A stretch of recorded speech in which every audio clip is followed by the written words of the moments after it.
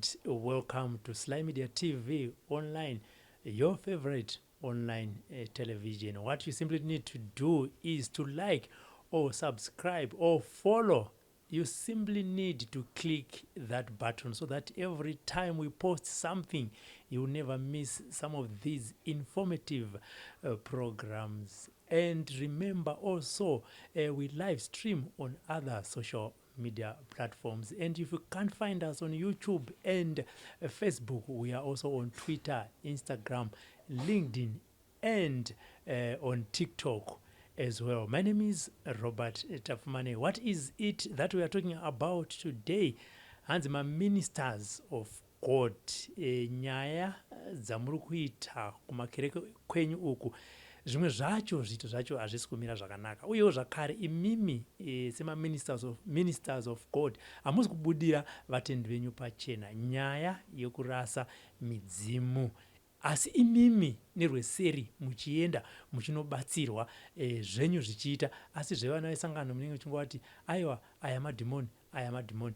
Regai tinzwe kune vamwe minister of God zvakare kuti ivowo vari kurasa zvavo here kana kuti vari kuchengetedza zvavo. Apostle Monalita, makadi mainzwa kakanyaya here pana imimi ministers of God, men and women of God, pane here pamuri kuti pamunonyatsobuda pachena muchiudza vatendi venyu kuti zvemudzimu nemashavi izvi, zvedzinza rekwako izvi ndezvemadhimoni, siyana nazvo, iwewe wava mwana waMwari. Inini kana ndichiyera mukanya, kana achiyera shumba, kana achiyera shavana, vanzi iwewe hauchayera izvi, wakuyera zvekwamwari. Right. Hakuna zvinhu zvakadaro kuti hauchayeri mhofu kana shumba kana chii. Munhu une dzinza rako ndo mutupu, ndezvekunyeberana zviya. Ndosaka muchiona kuti vanhu vakatukiswa midzimu wachinzi wakuyera chakati iwewe, vanhu ivavo vari kutambura zvikuru, vari kutambura. But chinozonetsa ndechekuti vakuru vacho vanenge vachivadaro, handiti ndo vanenge vachifamba nedzimota, ndo vanenge vari kubudirira, handiti nenyaya yekuti ivo vanenge vachitoenda vachitonobika madoro, vachiita sei vachipembedza midzimu yavo. Saka hakuna zvinhu zvakadaro, handiti. Ini ndinongoda kuti ini pakurasika kwangu kwandakanga ndakaita mukoma Robert kudhara, ndindakanga ndakazvirasikira.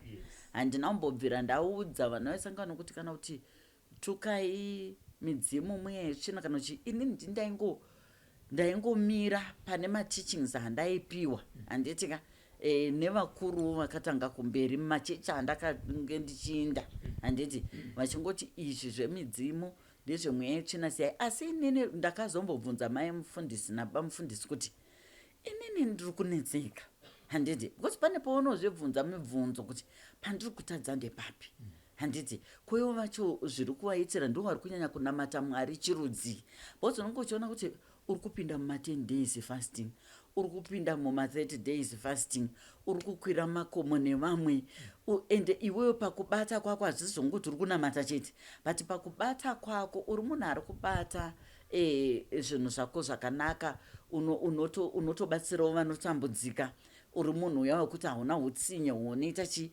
nevanhu. But uzoona kuti zvinhu zvangu hazvisi kufamba, hakuna chiri kuza, handisi kunyatsoziva direction yendiri kufamba nayo kuti ndeipi. Ndakazombobvunza mufundisi wedu, mai nababa mufundisi, ndichiri kupinda hangu kuzayoja, ndoda kunyatsotaura chokwadi, ndichiri kupinda kuzayoja, ndakabva ndabvunza kuti sei zvinhu zvangu zviri kuramba zvakasunga, handiti inini nemana machandiri kuita. Uyezve ndobva wandibvunza kuti muri kutaita here every month? Ndikati yes. Ndikati yes, ndinotoya nemarisitsi ndigokuradzai hapana kana pandaka ndotosarudza kusara ndichidya hangu nekabheji mumba, ndauya kuzotaita, handiti maofaring angu sande. Ndikati ndofunga munotozvionera mega, hapana pandakamboramba ndakagara pasi, handiti ndinotoita zvese zvinenge zvichidikwa muchechi. But wakabva wanditi rambai muchingonamata, handiti. Ndikati inini ndaneta. Pane paunosvika mukoma Robert pakuneta kuti Mwari variko here kana kuti hawako, handiti. vari kwere Mwari kana kuti because wega unozvijaja kuti no inini I am clean pamberi paMwari I am clean and pane zvese zvandiri kuita I am clean. Saka paiko pari kunetsa, pai pakabata upenyu hwangu, but ndairamba ndichihwanzirwa vasingadi kutaura chokwadi, handiti ndikazoenda kunana AFM kuchichi zvichidaro, ende kuAFM ndaitokwanisa kuudza mufundisi kuti avo vanhu vamanamatira, handiti zvanzi dai mavanyengeterera mvura, zvanzi dai madai vatora souti wadai so, kuitira kuti problem iyi kana zvauri kusangana nazvo kumba uko zvipere. Ndaigona kutaurira mufundisi kuti paya crossover kuti zvanzi gore rineri rakamira rakadai, mufundisi ndiye anosimuka oita sekuti iye ndiye ari kuprofesai, handiti otoudza vanhu ende zveshuwa gore iroro zvaitoitika sekutaurira kunenge ndaita mufundisi. Ende ndo vanhu vakazondikurudzira kuti endai kuBible College because chipo chiri mamuri hamuzivi Mwari kwavachakusvitsai, handiti but kuti wazondiudza kuti mwanangu imbodai kuvadzimu wako ukumbirire kudai izvo vaisataura. Saka ndaingona kuti zvinhu zvangu hazvisi kufamba, zvinhu zvangu kusvika ndakumafaya akazonga aako manje wese uko ndo kwandakabva ndaparadzwa zvokupotsa kunge uchanonhonga mupini, handiti ndikachema mukoma Robert kuti ko chii chiri kuitika inini Mwari ndichikunamatai, handiti right. Vanhu vaiuya wotowadhiliva asi waizotora magifts obva anopiwa papa, iwe wacho wadhiliva vanhu vaya hauna chaunowana. Saka ndakatanga kuzvibvunza kuti ndepapa kubva ndiri kukanganisa kusvika ndazosanganawo nemunhu asi tombori minister of Kuti akanditi imi manzwa nekutsanya ipapa tidyirwei chikafu. Ipapo ndakanda to mudei 8 ndakanda kazvipa 9 days dzangu dzefasting. Ndikati aiwa nhasi nditori mudei 8 ndiri kutopedza mangwana. Mai vakanditi ndati idyai chikafu izvo because pane zvandiri kudzwa ine handisi muprofita, handisi n'anga but inini ndiri kutoudzwa zvandiri kudzwa. Mai as a business woman zvavo vakambenga vari kunze kwenyika, handiti vakatozodzoswawo nekuda kwezvemidzimu yanga iri pavari, vakatanga kugadzirisa zvinhu zvavo. Saka ndakabva ndavati ndikati muri kuti kudii. Ndokubva paya wanditi aiwa ndakatonawo kutobuditsa chinhingirikini chikalabashi chavo changa chine bute. Wabva wacho nditi ndiri kutokuisira bute rinongoti unogeze 3 days naro uchikumbira kuwadzimu wako kwamai kwababa uchitaura kuti ndakakukanganisirai makandisarudza asi ndandakakurasai, honai ndiri kutambudzika ndoda zvinhu zvangu zvitambanuke zvisununguke. Ndakageza 3 days chete. After 3 days it ndakangosangana nevanhu varume majayendi wangu akatsunga matsutu chichi ndasangana navo pandaa ndakamira. Ndokubva nditi tikukuziyai, tinge tikukuziyai, munogara kupi, munoita nezvei? Ina nhautombozwa kuti vanhu ivavo vakuru wezvemunyika kuhome affairs. I didn't know, handiti ndobva ndatoti ndikati ndobva ndatotaura kuchichi kwandaimboenda chichichi idzo chechidzana papa idzi ndakanga ndamira, handiti ndokubva watoti takuzoita. Saka tipei namba, handiti mugara kupi. Ndobva ndatovaudza vanhu vatotanga kuuya, vanhu vaya vatanga kuuya ndakatanga kuvabatsira, handiti ndichitoudzwa profesi dzese dzanga dzakudzoka manje, matare ese akunyatsodzokka. Vanhu vaya ndikavabatsira vakasimudzirwa zvokuti kubva panhingirikini yavakanga vari vabva wanditenda zvokunditenda zviya, handiti vakatozotounza vamwe vanonzi mabhosi wana sei chakati kumasocial media votozotouya navo, handiti kutaura zita vanewo masikandal avo, ndikabva ndavabatsira, handiti zvinhu zvangu zvakabva zvatanga kutosununguka kubva ipapo, zvisununguka kubva papi, kubva ipapo. Ndobva ndazoona futi umwe hakewo mutungamiri wechechi mukuru wekunze kwenyika akandiudza ndaenda ikoko akanditi aiwa kamunosana wazwa kuti we are Africans musateedzere zvamuri kunyeberwa izvi because maoil mazhinji ari kupiwa vanhu anenge madhirama acho ane nyoka mukati chichi. Imimi mopiwa maoil, imimi hamuteedzeri izvozvo. Kana vanhu vauya tarisai kuti Mwari vari kukuudzai kuti munhu uyu problem yake iri kubva papi. Kana problem yake iri kubva pakuti ane chivanhu chiri paari chaasina kugadzirisa mutaurirei, musambonyare kuti hanzi vanhu vanozoti muri apostle makutaura zvechivanhu kana muri kuda matestimony, because chatinenge tichitsvaga kupona kwevanhu, nekuti hamusi kupa munhu mishonga yekuti ndounodei kana kuti hamusi kudi. Imi muudzai munhu chokwadi, munhu ogadzirisa chivanhu chake unamata Mwari. Saka ndozvandakazongotanga kuita, ndikaona zvinhu zvinofamba even kwandiri ndikatoona zvinhu zvaakundifambira handiti zvakanaka. Saka inini ndoda kungoti maministers of God akawanda vari kugadzirisa chivanhu, asi kana vazomira papupiti kumberi kwevana vesangano ivavo vanotanga kunyeba handiti kuti ndezvemadhimoni zvakadai. Nyaya inenge iripo mukumarobert ndeyekuti vanoziva kuti munhu akangogadzirisa chivanhu chake munhu haafi nenzara, ende munhu anenge akupiwa gwara remafambiro nepakurarama. Saka zviya zvokuti anenge akuzokutura handiti mazimari kuchichuku zvinenge zvalo, zvinenge zvisisipo. Iyo mharidzo ndimakaenda kubible school ameno. Yes. Pamunodzidziswa ikoko muri kudzidziswa here kuti midzimu nemashavi zvedzinza izvi madhimoni? Ndimakaenda kubible school, zviri kubva kune vanhu here? Zviri kubva kubible school here? Zviri mubhaibheri here? Zvakabva kuna Mwari here? Zvinotanga nani kana muri ikoko?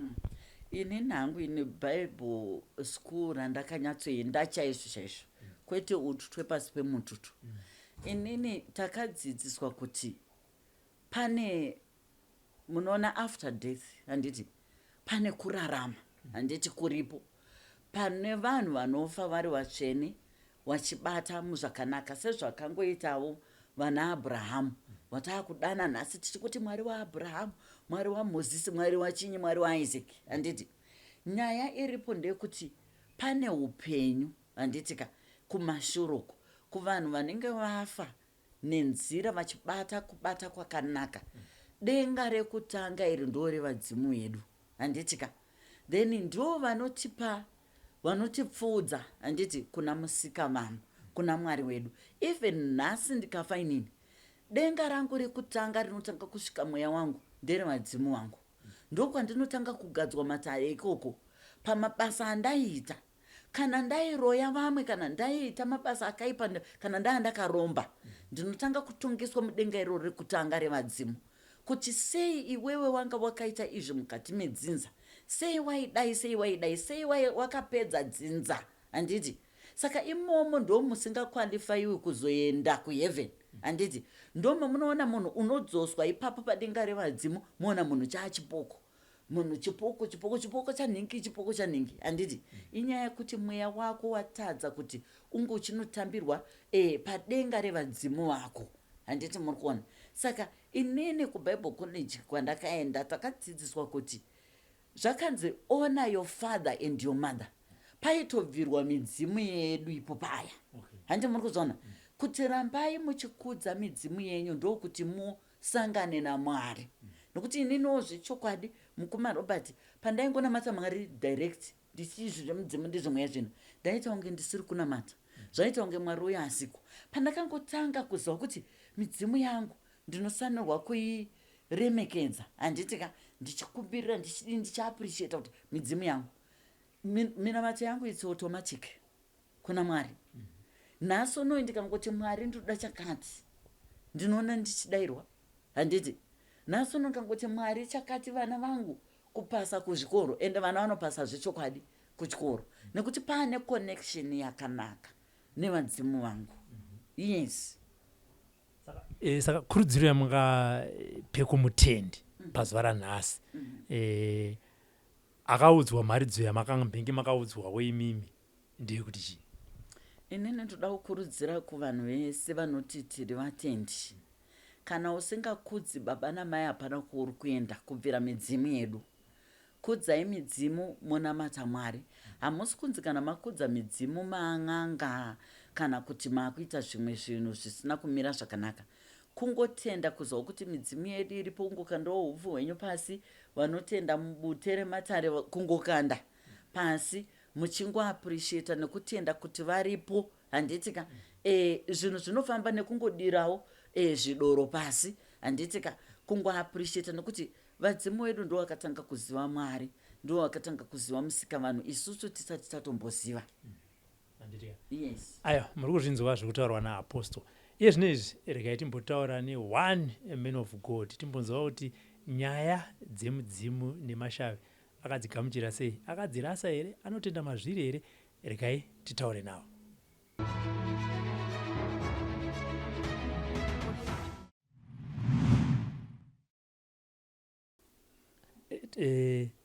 Dambudziko munhu wese anosvika pakuedzwa, hazvinei nekuti une chinzvimbo chakaita sei mukati meupenyu, hazvinei nekuti unotungamirira nyika inei, hazvinei nekuti unotungamirira vamwe vanhu kune rimwe dunhu, hazvinei nekuti uri first born. Handiti mazvona, munhu akazvarwa nemukadzi anosangana nematambudziko. Munhu akazvarwa nemukadzi kunyanya vanto nezvinzvimbo ndo vanosvika pakuita sei pakuedzwa, zvakuti dzimwe dzenguva anogona kushaya kuti ndochema kunani.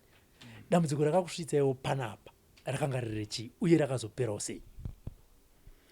Ya, inini ndingangoti ndichikura pane pamwe pekuti unoona kuti mauri unogona zvinhu zvakawanda.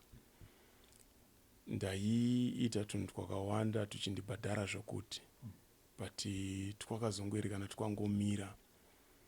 Zvakandinetsa kuti zvamira sei. Ndakatomboendawo mumakomo semunhu anonamata ndichinotsvaka kuti chii, but zvakaramba zvakangodaro.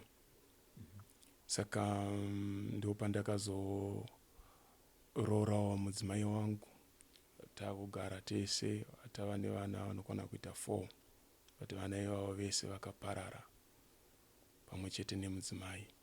Saka uchigara unenge uchingoti zvinowanika muvanhu mukurarama, but azvi nekuzopihwawo pfungwa nevamwe vachiti imboteererawo na Bozhongora. Ndateererawo Bozhongora, ndanzwa zita raApostle richitaurwa, ndakati Apostle vanodzidzisa chivanhu nechinhingiri, ndavachidzidzisa zvemadhimoni kudaro.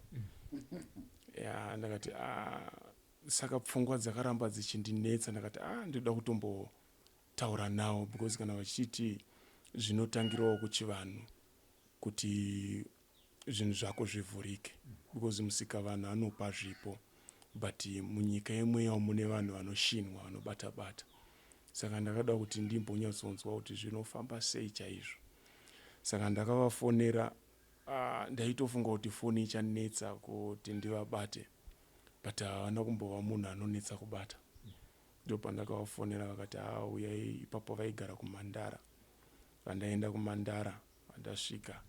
Saka pavakauya ndakafunga kuti vatumwa nemurume wavo, Apostle Monalita vachauya. Ndizoona nga mukadzi neya kumwe. Ndakati saka zvinofamba here ipapo. Saka ndo pandakataura dambudziko rangu. Zvavatanga kunditsanangurira kuti munyika mukurarama kwatinoita tine dzinza ratinobva. Saka padzinza ratinobva rinodawo kuremekedzwa, rinodawo kupirwa, because vane role yavanoplaya muupenyu.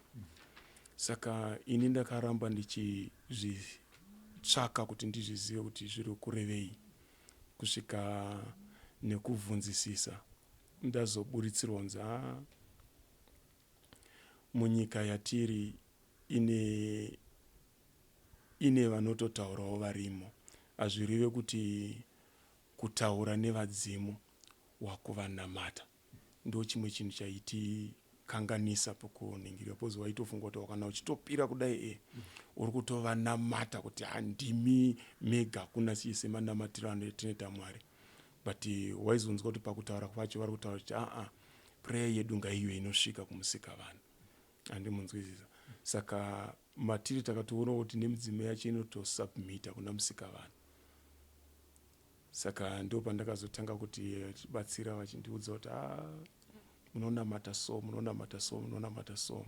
Ndakaona kuti inga zviri kutokunda madeclarations ataipiwa munoziva kuti munyika mune mazigoti general. Yekuti unonyatsonzwa kuti ndakanamatirwa panapa unotomboumburuka. But unenge uchingomuka uchipinda munhama yako. But kana wavhurirwa nevadzimu vako, zvinhu zvinoendeka. Saka vaipota vachitipa munamato tichienda tichinonamata. Ndopanda kutoona kuti inga ndakutotangawo kurota. Ndanga ndisasarota. Wakaona kurota kwandaita kurota uchidya. Baba ndaidya usiku.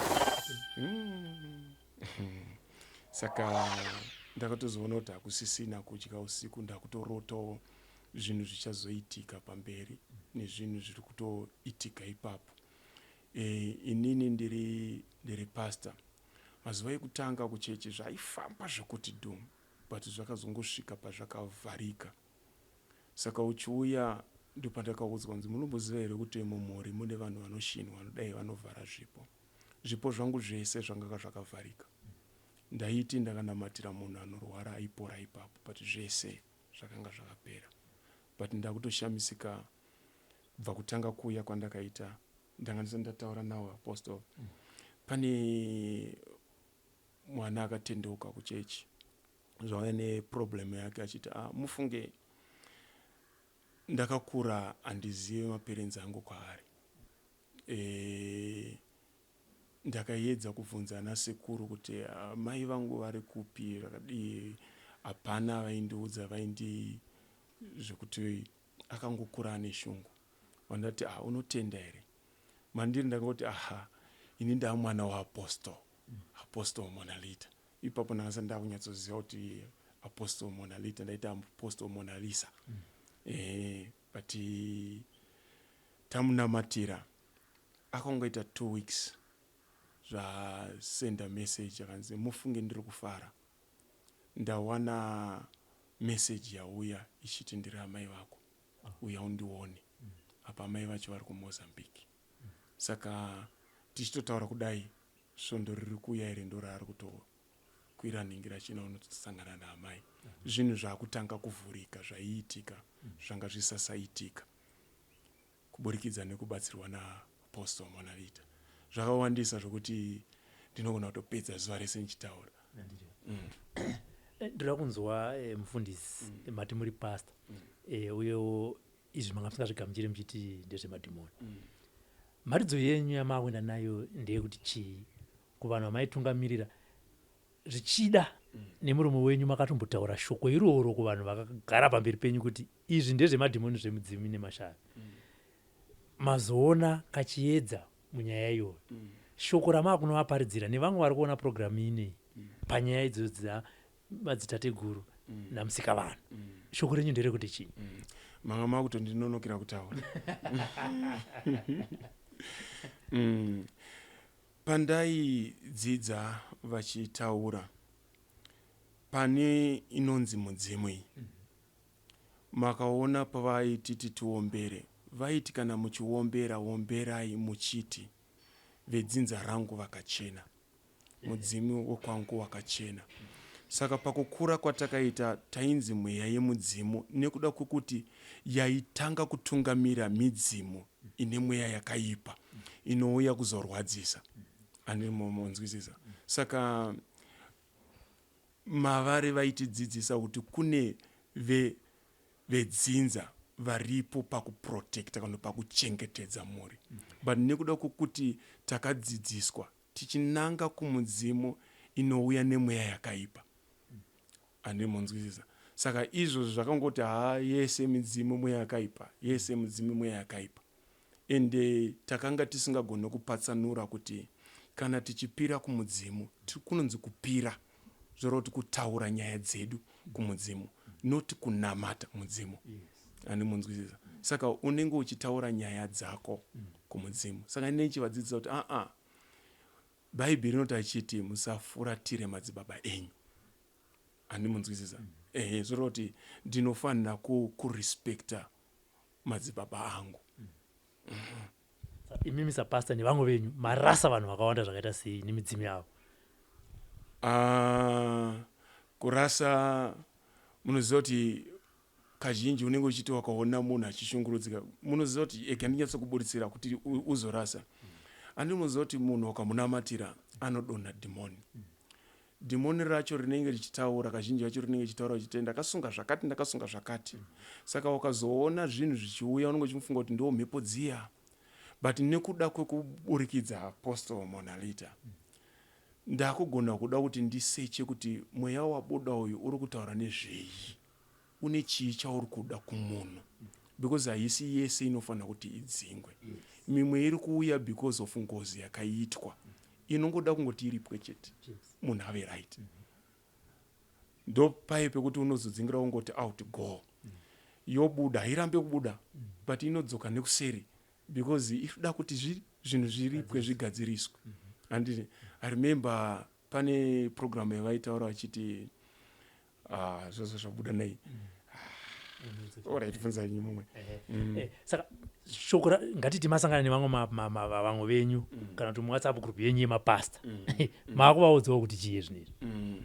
Inini chinhu chandinogona kutaura ndinovati imboendai munoona apostle Monalita, because inini ndichiri kudzidza zvinhu zvakawanda, ine ndiri kuda kuziva zvinhu zvakawanda, but ndine zvinhu zvandaionawo kuti mapastors mazhinji ari poor, not nekuti anofanira kuva poor, because pane zvipo zviri matiri.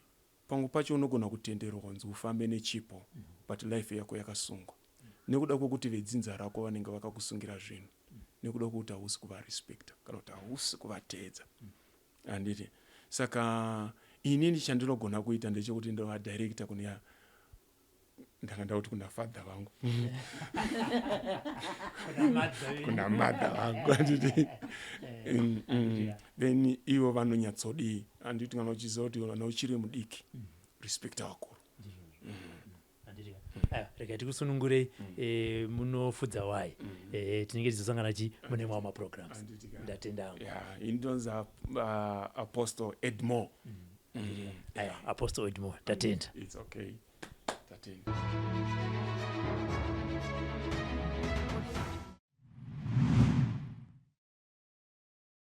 Mavanzwa men of God vachitaura.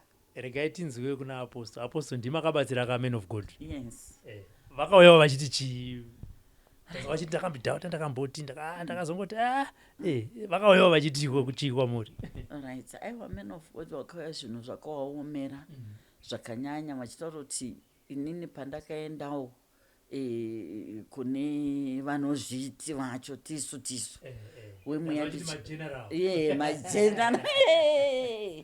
mageneral saka vakatiwo pandakangondaitsvaga impartation saka hanzi pandakangonoimpatwa zvese zvakabva zvadzima muupenyu hwavo, hope even chiprofita chavaiita kuvana vesangano zvakabva zvadzima, even kutotizwa nevana vesangano chaiko handiti mukati mechechi.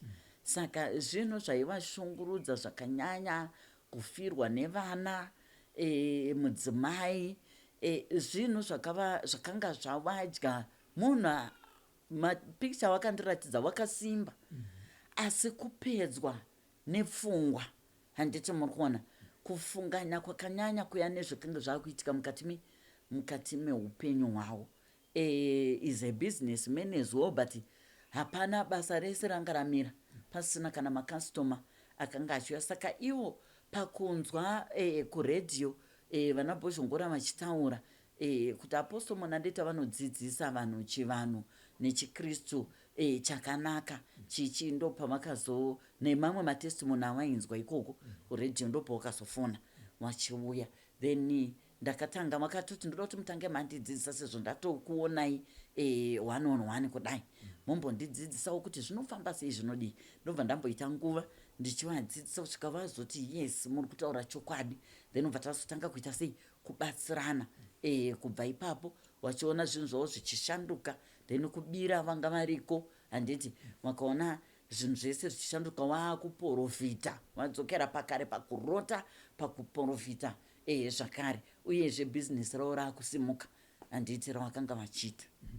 Kuya kunoita mamen of God nemawomen of God vachiuya kwamuri, vano here vosotaura kuti inini ndiri men of God kana kuti women of God, kana kuti vanongotiverera, vanongouya kuzobatsirwa semubatsirwi, imi ndi pamwe munozozviona, kana kuti vamwe vanobva wauya achiti inini apostle ndakanzwa muchitaura ndinototungamirirawo sangano rekwangu. Right, pane vamwe wokuti vanouya mukoma Robert achibva kutaura chokwadi handiti even paanobhuka paya anototaura inini I am a minister of God, ndiri bishop, ndiri reverend, evangelist, ndiri pastor kana apostle, handitika a prophet. Vanotaura chokwadi vamwe vacho. Pane vamwe vanoda kuuya wakawanda kuda kusvika vachiedza kuti waone kuti ndichaona here.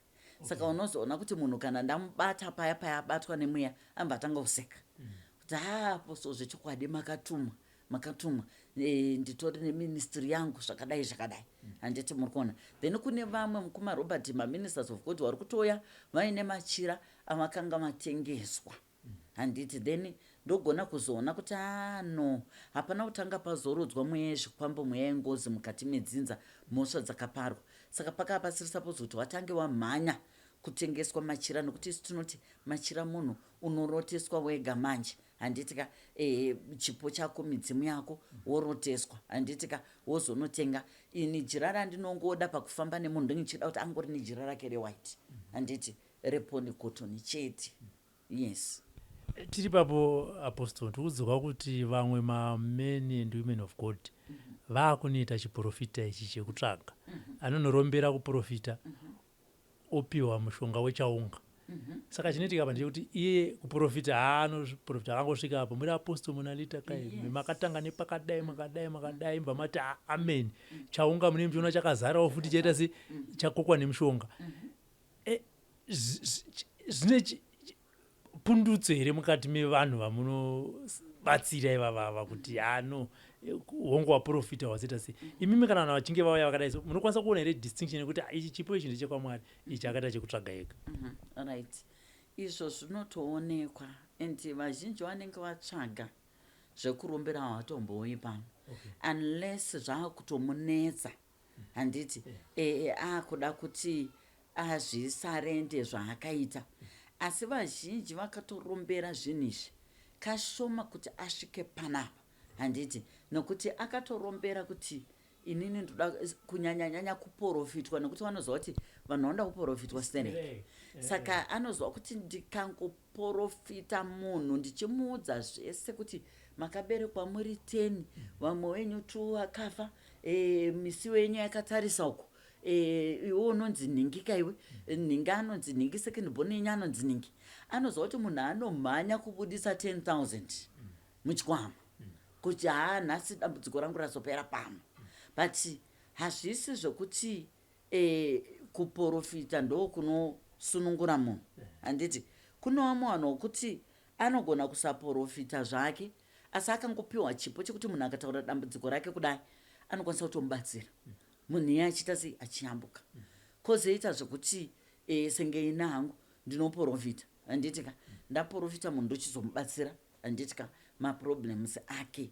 Nyaya inenge iripo pavanhu vakaromba vaya hapana zambuko, hapana munhu asunungurwa ipo paya, hakuna. Ende vanhu vari kuenda kuvanhu vakadaro vari kuuya panapa vachichema handiti. Ndakaenda ndozopedzisira ndangoti aiwa inini hangu musandiudzi nokuti kwamuri taura kuti makadyirwa mari, inini hamuna kundipa mari yenyu handiti. Makaenda kwamakaenda uko handiti, mukanosangana nezvamakanosangana nazvo, chingobvumai kuti imi makabvumawo kuvharwa kwacho handiti. Ngatiitei zvepano. Saka ndo zvandinongoita. Pane vatendi vakateerera iye zvinezvi vakapiwawo mharidzo yekuti rasai midzimu yenyu ndezvemadhimoni, imimi zvedzinza izvi hazvisiri zvekwenyu. Dzidziso yamungade kuvapa pazuva ranhasi ndeyekuti chii? Right, ini ndoda kungoti kana uri mutendi uchiona upenyu hwako husiri kufamba zvakanaka but iwe uri kuti uri kunamata handiti Mwari mupenyu, asi waona zvinhu zviri kungotenderera, zvinhu hazvisi kufamba nenzira yakanaka, dzokera kumidzimu yako handitika. Dzokera kumidzimu yako, utaure nemidzimu yako, ucheme kumidzimu yako, wozoona kuti zvinhu zvako hazvitambanuki here, hazvisununguki here. Nokuti mukoma Robert ndino vanhu vakawanda mugurupu redu handitika vari kupupura nezvendiri kungoinstructa kuita mugurupu handiti. Ita zvakati, kumbirira, ita so, wonamata odai. Ndiri kuona vanhu vachipa matestimonies handiti, kuti tanga takarasika, tanga tisingazivi kuti chokwadi midzimu inofambirana naMwari, kuti patinongotenda kuti midzimu yedu iriko naMwari wakutidayira minamato yedu. Yes. Ndanzwa panga pachipiwa testimony napastor wangu achitiwo ndakadzidziswa kupira kwete kunamata mudzimu. Ko ichidzidzisewo hatisi hedu mapastor kasi tidzidzisewo nevamwe vangu vakatira kuti kana kunonzi kupira mudzimu ndokuita so kunova kusiri kunamata kwati nekuti tiri kupiwa mari dzekunzi musanamate mudzimu madhimoni. Saka chidzidzisei kupira midzimu yedu hongotozoenda zvedu kunonamata. Right. Kana uchipira kumidzimu yako kutora kana upfu wako kana kuti bute rako handiti right wonyatso tambarara zvako handiti wakagara pasi ungange kana kuti uchikanda kana kuti mubhaketi uzoti ndoda kubva ndazogeza handiti kana mudhishi. Saka unonyatsotambarara wotanga kumbe kana kupfugama handiti wotanga kukumbira uchikanda upfu wako kana bute rako handiti mukati medhishi kana mebhakati. Unotanga kukumbira kumakombwe handiti makombwe emukati medzinza rako handiti wakaparara kare kare handiti nevamwe vasina kubvira wakararama sevanhu handiti pano pasi yakangoita mhepo yakatumwa mukati medzinza namusikavanhu kuti inge ichichengeta dzinza redu handiti kubva kumaforefathers edu ndo itinoti makombwe like mubhaibheri tinana archangel Michael maangels ekuti haana kubvira akararama handiti angove maspirits handiti emaangels akangotumwa akangosikuona Mwari zvakadaro vasiri kumbobvira vakaita vanhu handiti ndo zvinofanana nekumidzimu yedu kune makombwe emukati medzinza ndo itinotanga takumbirira iwayo mhepo dzakachena handiti tozokumbira makombwe emukati menzvimbo yatigere anongofambawo mumhepo handiti tokumbira zvakare ndine ningi ndine monalita handiti ndiri kukumbira handiti pazuva ranhasi kuti mubatana nemidzimu yangu ana shumba handiti nekumbereko kwana mai ana nyati handiti uchienda wakadaro handiti mobatana wotaura madzisekuru angu mhepo dzakachena matateguru mhepo dzakachena nokuti kune mamasekuru vakafa vachibata mabasa akaipa isi tinenge tichisarudza mhepo dzakachena chete vakafa vachibata mabasa akanaka matateguru madzimbuya machembere naharahwa handiti mhepo dzakadi dzakachena vari kumadziva uko handiti mhepo dzakadi dzakachena kwete mupeperekwa handiti ndini mwana wenyu monalita ndauya zuva ranhasi ndiri kuchema ndine nyaya dzangu dzakati handiti murume ari kunetsa mumba vana vari kunetsa mumba pindirai kana iri mhepo yakaipa iri kudai handiti imi chiuyai mugadzirise imba yangu onai mabasa ari kunetsa handiti onai kutengesa kwandiri kuita bhizinesi rangu hazvisi kufamba uyai imimi vavhimi nevashavi vomukati medzinza rangu kwamai kwababa handiti uyai muzomire neni mukati mebhizinesi rangu makabatana namusikavanhu Mwari wandinonamata nengirozi dzamusikavanhu dzakaiswa pandiri ndiri mudumbu ramai uyai muite chirirangwe pamwe chete handiti muvhure manake mukati meupenyu hwangu handiti uri kukumbira kana pane vari kukurwisa vavengi onai ndiri kungorwiswa nevanhu handisina chandatadzira ningi naningi kana uchiwaziva nemazita onai vamira nezita rangu ina handina chandakavatadzira handiti ndakumbira imi murwe handiti hondo dzangu ndoda runyararo mukati meupenyu hwangu ndoda kuvhurirwa zvakadai zvouri kuziva wakutaura wapedza paya paya wakutoisa hako mvura yako mubhaketi muya wakugeza kana uchida kuisa mukaka woisa handiti fresh milk wotogeza porugeza paya paya wakutaura handiti ndinoda kuti hakuna munhu asingadiwo chakanaka mukati meupenyu ndinodawo kuti upenyu hwangu hunake handiti munamato yangu igone kunge ichinzikwa namusikavanhu naMwari wandinonamata ndo kupira kwanga kuchitaurwa namufundisi. Yes. Munogona kuzviita muri mhuri here kana kuti unogona kuzviita izvi uri mumwe chete? Right, munogona kuzviita muri mhuri, unogona kuzviita uri mumwe chete zvako. Pabira ramakambobata apostle zvichemo hongoti akaziva kuti rakanga riri bira rekutenda vadzimu but zvichemo nematambudziko zvakauya nevavatendi nevamwe vanhu padare iroro zvanga zvakamira sei? Zvichemo zvanga zvakawanda ndakaona kuti zvichemo zvanga zvakawanda ndezvezvikwambo, maspiritual husband, maspiritual wives, kudyiswa vanhu usiku vakarara, kusungwa kwechiraramo chevanhu, mamarriages, kunetsa kwavo, madivorces ari kuwandisa zvakanyanya, uyezve mweya yengozi chaiyo iri kusimuka nekupedza vanhu. Uyezve chimwe chinhu chandakabata mukoma Robert chekuti izvozvi kune mhepo chezvezvo yakasimuka iri kuparadza mamarriages, iri kuparadza marelationships. Imwe yacho ichinopfeka kuhama dzevanhu dzichifurira, handiti angava ari mukadzi unzi siya murume uyu, angava ari murume achifurirwa nemadzitete nechinyi, madzisekuru, vazukuru, kunzi siyana nemukadzi uyu.